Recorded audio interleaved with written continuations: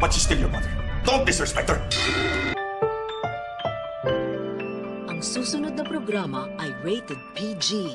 Ito ay nangangailangan ng patnubay at gabay ng magulang para sa mga batang manonood.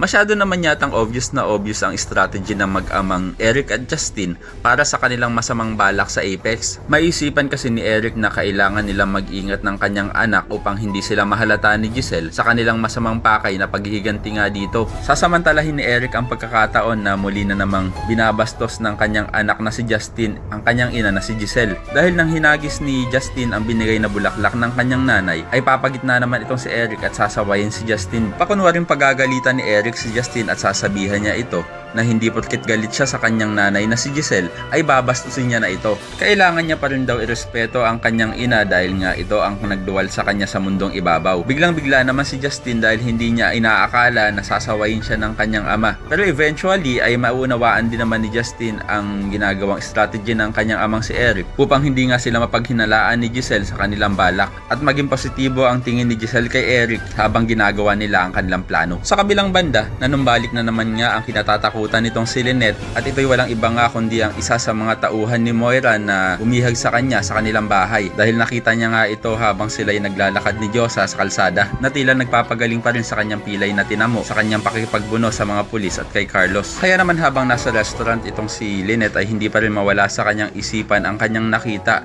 at maya-maya ay biglang may lalapit sa kanya na isang lalaki at maitutulak niya pa nga ito. Pero ito lang pala ay si RJ na nilapitan siya. Kaya naman hindi na maiiwasan ni Lynette na mapayakap sa kanyang dating jowa. Kaya naman ko isa ka rin sa mga umaasang sana wag tuluyang mabulag ng mag-amang demonyito na sila Eric at Justin itong si Giselle at mahalata ni Giselle ang pagpapanggap nitong si Eric ay pakilike ang video na ito and don't forget to subscribe. Thanks for watching and see you next time. Bye bye!